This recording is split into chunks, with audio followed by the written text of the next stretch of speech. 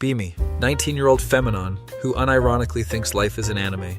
Spent high school convinced I was the shy bookworm girl who would get noticed by senpai. Never happened because real life doesn't have background music and cherry blossoms. That feel when you realize high school wasn't your origin story arc? Start college thinking this is my redemption arc. Dye hair pink because obviously that makes me the main character. Wear thigh highs and oversized sweaters like I'm about to transfer into a prestigious academy. Roommate. Sarah keeps telling me I look like a cosplayer at a grocery store. Ignore her because she's obviously the jealous side character. My face when she doesn't understand my aesthetic vision. Meet Chad at orientation. 6'2", plays lacrosse. Looks like he stepped out of a sports anime. This is it. This is my love interest. He's talking to other girls, but that's just the harem setup before he realizes I'm special. Spend 3 weeks perfecting my accidentally bump into him technique. Finally execute the plan outside the dining hall. Trip spectacularly and spill my entire tray of food on his white polo. Instead of the romantic eye contact moment I planned, he just says, "Dude, what the hell?" Apologize in broken Japanese because surely that will charm him. He stares at me like I just spoke in tongues. His friends start laughing. One of them says, "Is she having a stroke?" My face when my romantic meet cute becomes a medical emergency joke. Run away while internally screaming that this isn't how the script goes. Spend next 2 weeks analyzing every interaction like it's foreshadowing. Convinced his annoyance is just tsundere behavior. Start showing up to his lacrosse practices. Sit in bleachers with a book, trying to look mysterious and intellectual. Really just reading fan fiction on my phone behind a copy of Dostoevsky. He notices me after the third practice, walks over, and asks why I keep coming. This is my moment. Tell him I find sports fascinating and I'm studying human psychology. He says, "That's weird, but okay." Clearly he's intrigued by my mysterious nature. That feel when you misread basic politeness as romantic interest. Start leaving little notes in his textbooks during shared classes. Quotes from anime about destiny and red strings of fate. Sign them with just a small doodle of a cherry blossom.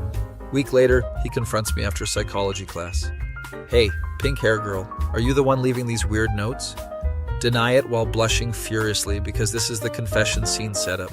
He shows me the notes and says, "These are really creepy. Please stop." Explain that they're romantic and poetic. He reads one out loud. Like the autumn leaves that dance in the wind, our souls are destined to intertwine beneath the crimson moon. His face goes through several emotions, none of them love. Look, I don't know what anime you think you're living in, but this is real life. My face when reality hits harder than Truck-kun, feel my main character energy faltering. Insist that he just doesn't understand the depth of our connection. He sighs and says, "We don't have a connection. We've had like 3 conversations." Obviously, he's in denial about his feelings. Decide to level up my approach. Start dressing even more like an anime character. Cat ear headbands, oversized bow ties, platform shoes that make me 5'8". Carry around a leather-bound journal where I write deep thoughts in purple ink. Sample entry. Today, Chad-kun looked in my direction for 2.3 seconds. Surely a sign that the universe is aligning our chakras. Roommate Sarah finds the journal and reads it out loud to her boyfriend. They're crying, laughing at my deep observations about the male psyche. Tell them they wouldn't understand because they're normies. That feel when your roommate becomes the comic relief character in your tragic backstory. Sarah says you need therapy, not a boyfriend. She's obviously jealous that I'm living an epic romance while she's stuck in a boring, realistic relationship. Halloween party happens. This is my chance to show Chad my true anime protagonist energy. Spend $200 on a perfect magical girl costume, complete with light-up wand and color-changing hair clips. Arrive at party, feeling like I'm about to unlock my character development. Chad is there dressed as a basic frat boy vampire. Approach him confidently because Halloween is clearly a special episode. Tell him his costume is uninspired compared to my authentic expression of inner power. He's talking to some basic blonde girl in a nurse costume. Obviously, she's the rival character who exists to make me look better. Interrupt their conversation to explain the deep symbolism of my outfit. The ribbons represent the bonds between dimensions, and the stars symbolize hope transcending darkness.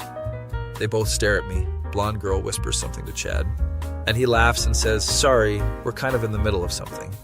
Insist that as the main character, I should be his priority. Literally say those words out loud. The entire party goes quiet.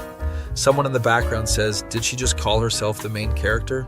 My face when I realize I said the quiet part out loud. Realize I may have miscalculated the social situation.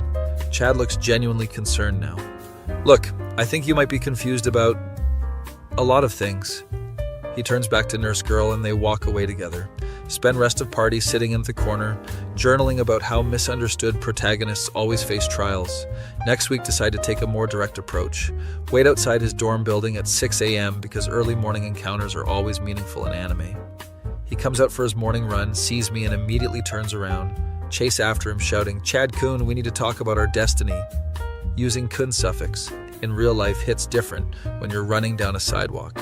He stops and turns around looking genuinely afraid. "Okay, this needs to stop, you're making me uncomfortable." That feel when your love interest files you under campus safety concern.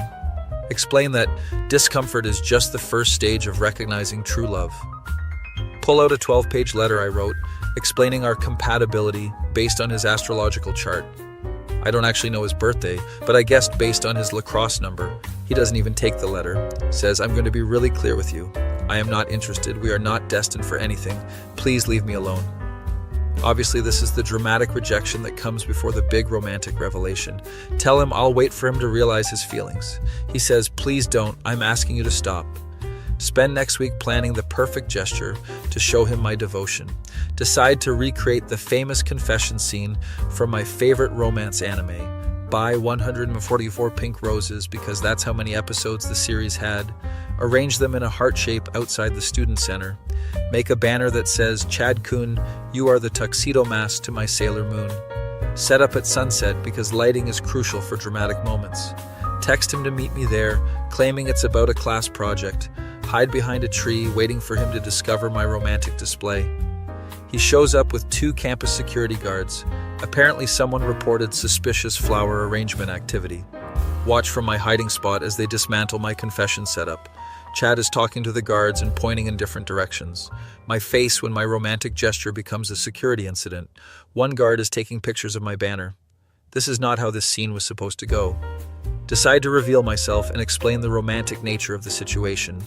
Step out from behind tree with arms spread dramatically. "Chad-kun, these flowers represent the blooming of our eternal love." Security guard asks if I'm the one who made the display. Chad looks like he's aged 5 years in the past 10 minutes. Explain to everyone that this is a traditional romantic gesture from Japanese culture. Guard says, "Ma'am, you can't leave large displays on campus property without permission." Chad finally speaks up. "Officers, she's been following me and leaving me notes for weeks." Betrayal hits harder than any anime plot twist. Security asks if I want to file a harassment report. Realize my love interest just called me a stalker to campus police. My main character arc is crumbling faster than a poorly animated fight scene. Spend 3 days in my dorm room eating Pocky and watching romance anime, trying to figure out where my story went wrong. Maybe I skipped too many episodes of character development. Roommate Sarah sits me down for an intervention. You know, real relationships don't work like cartoons, right? Insist that anime is based on real emotions and universal truths. She shows me screenshots of social media posts about the weird anime girl who harassed Chad. Apparently, I'm now a campus meme. Someone made a TikTok compilation of my main character moments. My face when I become internet famous for all the wrong reasons has 50K views and the comments are brutal. Mental illness is not a personality trait. This is what happens when you confuse fiction with reality. Someone get this girl a therapist and a reality check. My reputation as a mysterious protagonist has become a cautionary tale. Decide I need to level up my approach one final time. This calls for the ultimate romantic gesture. Plan to confess my feelings at the lacrosse championship game. Will run onto the field during halftime and declare my love over the loudspeaker. Spend my entire meal plan money on a custom jersey with future Mrs. Chad on the back. Game day arrives, and I'm ready for my grand finale. Sneak onto the field during halftime wearing my custom jersey. Security immediately starts chasing me. Grab the announcer's microphone and shout, "Chad Thompson, I love you, and we're meant to be together." My voice echoes across the entire stadium. Chad is on the bench with his head in his hands. Crowd is a mixture of confused and entertained. Security tackles me before I can finish my prepared speech about destiny. get escorted out while the entire stadium watches. Someone definitely got it on video because my phone is blowing up with notifications. That feel when your grand romantic gesture becomes a viral cringe compilation. Spend the night in campus jail for trespassing. Roommate Sarah has to bail me out at 3 a.m. She's not speaking to me, and honestly, I don't blame her. Check social media, and I'm now internet famous for all the wrong reasons. Anime girl loses it at lacrosse game has gone viral. Comments are roasting me harder than a Shunin villain. She really thought this was her anime moment. Someone needs to tell her the power of friendship doesn't work on restraining orders. This is your brain on too much anime. Realize my main character arc has become a villain origin story. Chad transfers to a different psychology class, probably getting a restraining order based on what Sarah heard from her boyfriend. My anime protagonist phase officially ends, not with a romantic confession, but with a campus-wide reputation as the crazy stalker girl. Turns out real life doesn't have plot armor. Maybe the real character development was the therapy I need along the way. Currently working on accepting that I'm not the main character of anyone's story, especially not Chad's. Still watching anime, but now I understand why people say touching grass is important. Grass doesn't have dramatic background music or convenient plot devices. It's just grass, and sometimes that's enough. Fast forward 6 months.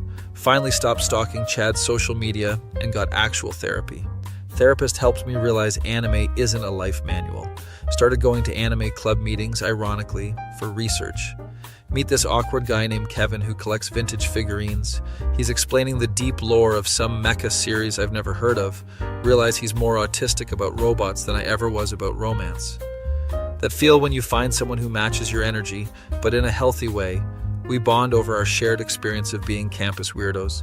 He asks if I want to watch the sunset from the library roof, not because it's romantic, but because the lighting reminds him of a specific anime scene. My face when I realize this is what actual compatibility looks like. We're both recovering from main character syndrome. He used to think he was the chosen one destined to pilot a giant mech. I thought I was the mysterious transfer student who would change everything. Turns out we're both just side characters in our own stories, and that's okay. 6 months later, we're dating in the most boring, healthy way possible. No dramatic confessions or grand gestures, just two former anime protagonists who learn to be normal together. Kevin never runs onto sports fields or leaves cryptic notes. I never chase him down sidewalks screaming about destiny. We just watch anime and eat pizza like functional human beings. That feel when you realize the real romance was the friendship you made along the way. Chad is probably still getting therapy about his stalker phase, but I'm too busy being genuinely happy to care about my former obsession. Turns out touching grass works better when you do it with someone equally weird. Be me, 24-year-old, a non-working IT support from home, rent half of duplex, need solid internet for job, have premium gigabit fiber because my livelihood depends on not lagging during client calls. Life is peaceful, neighbors are quiet, old people who probably don't even know what Wi-Fi is. That feel when you think you've achieved the perfect work-from-home setup. New tenant moves into other half of duplex. Landlord mentions it's young woman named Amber, says she's artsy. Don't think much about it. Probably just another normal person who pays rent and minds her business. First week goes fine, barely know she exists. Then my internet starts having seizures during peak hours. Streaming becomes slideshow. Video calls turn into robot voice simulator. Downloads move slower than my motivation on Monday mornings. My face. When your premium connection suddenly performs like dial-up from 1995, check network diagnostics, and someone is absolutely demolishing my bandwidth. Notice new Wi-Fi network called Amber's Battle Station 5000 with zero security. Clearly she's somehow leeching off my connection. That feel when your neighbor discovers your Wi-Fi password through pure determination. Knock on her door politely to discuss the situation like civilized adults. Takes literally 7 minutes of knocking before door opens. Amber appears looking like she hasn't seen sunlight since the Obama administration. Wearing oversized anime hoodie, pajama pants with cats on them, holding energy drink like it's life support. Hair looks like she stuck finger in electrical socket, then gave up halfway through fixing it. But honestly, she's actually really cute in that messy, neat way. Start blushing like an idiot because wasn't expecting attractive neighbor. My face. When you're trying to confront someone but they're adorable. Oh, hey neighbor guy, what's happening? Stumble over words slightly because brain stops working when cute girls talk to me. That feel when you have to be serious about Wi-Fi theft. But she has pretty eyes. Explain that someone seems to be using my internet and it's slowing everything down. She immediately goes full defensive mode, like I accused her of international espionage. Why would you automatically assume it's me just because I moved in recently? Point out that issues started exactly when she arrived in basic timeline logic. That's totally just coincidence. Maybe your internet provider just sucks now. My face when obvious culprit plays innocent victim with Oscar-worthy performance. Try to be diplomatic about the whole situation. Look, if you need internet, we can work something out, maybe split the cost. I already have internet connection. I definitely don't need to use yours.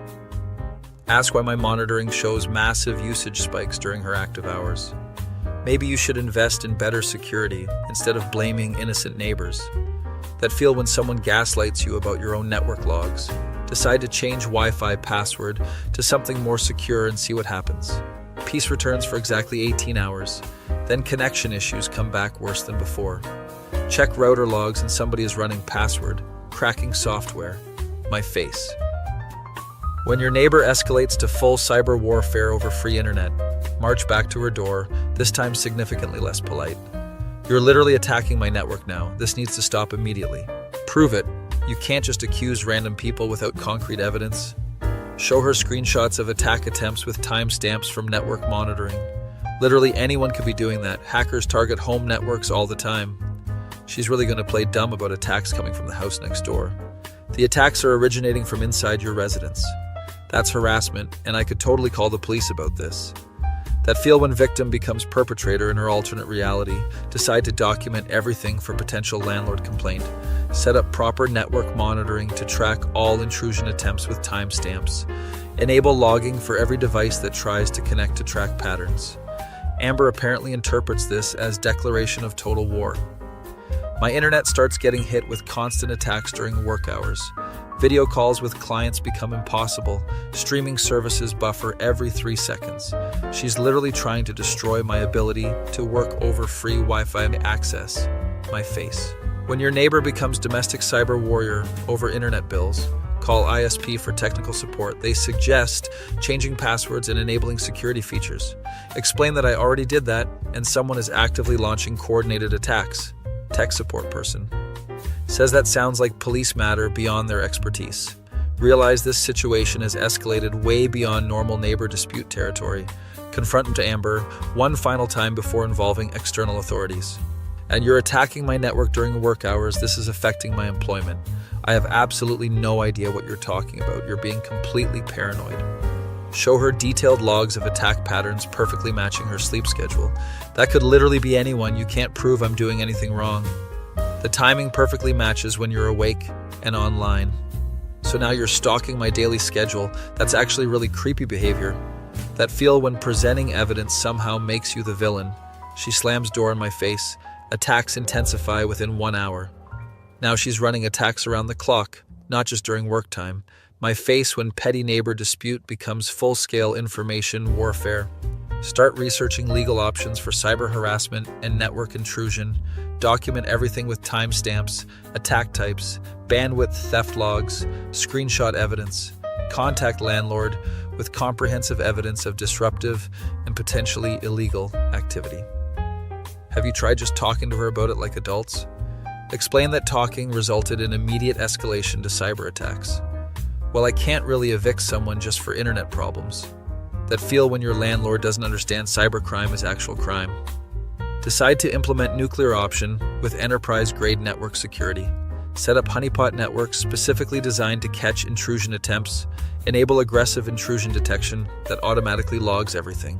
Configure auto-blocking for any unauthorized access attempts from her address. Also set up guest network with bandwidth limits as potential peace offering. My face. When you have to build digital fortress because of one crazy neighbor, offer guest network access to Amber as diplomatic peace treaty. Here's guest password, 50 megabits should be plenty for normal internet usage. I don't need your charity handout, I have my own internet service. Continues attacking main network despite having free access to guest network. She's not even trying to use internet anymore, just wants to destroy mine. That feel when you realize this was never about Wi-Fi access at all. Attacks begin evolving to become more sophisticated over time. She's clearly learning new techniques and testing different exploit methods daily. obviously spending entire day researching how to break into networks. My network becomes her personal hacking practice laboratory. Discovers she's been posting about situation in online hacker forums. Describes me as selfish neighbor who refuses to share internet connection. Asking for advice on teaching greedy people important lessons. My face. When your neighbor crowdsources cyber attacks against you, forum responses are mostly telling her to just get her own internet service. But few wannabe hackers offer actual attack tools and step-by-step tutorials. She downloads everything and starts testing new methods every single day, now dealing with professional-grade attacks from amateur script kiddie that feel when your neighbor's hobby becomes your personal cybersecurity nightmare. Start working with ISP security team to document ongoing harassment. They confirm attacks are definitely originating from address directly next door. Provide detailed forensic analysis for potential legal action if needed. ISP technician says they've never seen residential harassment this persistent before. Apparently Amber is breaking multiple computer fraud and abuse laws. My face when petty Wi-Fi dispute becomes federal jurisdiction territory. Contact local police with comprehensive documentation of cyber attacks, officer says. So she's stealing your internet. Explain it's way beyond theft. She's actively attacking network infrastructure. Have you tried just changing your password? Show detailed forensic logs of sophisticated intrusion attempts and coordinated attacks. This is pretty technical stuff. You might need to contact federal authorities that feel when local cops are completely useless for cybercrime. Research confirms cyber harassment falls under federal computer fraud laws. Attacks on work networks could potentially be considered economic interference. File formal complaint with appropriate federal cybercrime division. They actually take it seriously and open official investigation. My face. When your neat neighbor attracts federal law enforcement attention, federal agent contacts me about ongoing harassment investigation. This level of persistence suggests obsessive behavioral patterns. Explain complete timeline from simple Wi-Fi sharing, request to full cyber war. We see this pattern sometimes with certain isolated personality types. Apparently socially isolated, internet addicts sometimes develop persecution complexes. Agent Contreras confirms Amber has no legitimate internet service of her own. That feel when your neighbor's entire online existence depends on stealing Wi-Fi. Federal agent visits Amber to discuss the serious crime she's committing. Attacks stop immediately after law enforcement shows up at her door. My internet returns to normal speeds for first time in months. She apparently thought cybercrimes don't count if victim lives next door. My face when federal investigation solves neighbor dispute instantly. Agent explains Amber was potentially facing serious federal charges, multiple violations of Computer Fraud and Abuse Act with possible prison time. She agreed to cease all attacks and stay away from my network completely. That feel when your crazy neighbor learns actions have real consequences. Amber completely avoids all contact after federal visit. Occasionally see to her peeking through blinds when I'm getting mail outside. She finally gets legitimate internet service installed by actual ISP. New Wi-Fi network appears called Sorry Not Sorry with maximum security encryption. Attacks completely stop. My network performance returns to normal speeds. My face when federal law enforcement solves what diplomacy couldn't accomplish. Work from home becomes peaceful again without constant cyber attacks. No more dropped video calls or corrupted file transfers during client meetings. Can actually use the internet I pay for without amateur hacking attempts. That feel when you successfully reclaim your digital territory. A few weeks later, something unexpected happens. Amber starts aggressively knocking on my door at 9 p.m. Open it, expecting another confrontation about network security. She's standing there in the same anime hoodie, but hair is actually brushed. We need to talk about what happened. Okay, what about it? I've been thinking about everything and I was totally wrong. My face when your cyber nemesis wants to have feelings conversation. I was just mad about being broke and took it out on you. You could have just asked to split internet costs instead of launching attacks. I know, but I was embarrassed about not having money for basic utilities. That feel when months of cyber warfare could have been avoided with honest conversation. We're standing there staring at each other in awkward silence. She suddenly steps closer, looking directly into my eyes. I'm sorry for being crazy, you were just trying to help. Before I can respond, she grabs my shirt and kisses me. My face when your Wi-Fi war ends with completely unexpected plot twist. Kiss escalates quickly and we end up stumbling back into my apartment. Turns out months of digital combat created some kind of weird tension that feel when enemies to lovers trope happens in real life. Wake up next morning with Amber sleeping next to me wearing my shirt.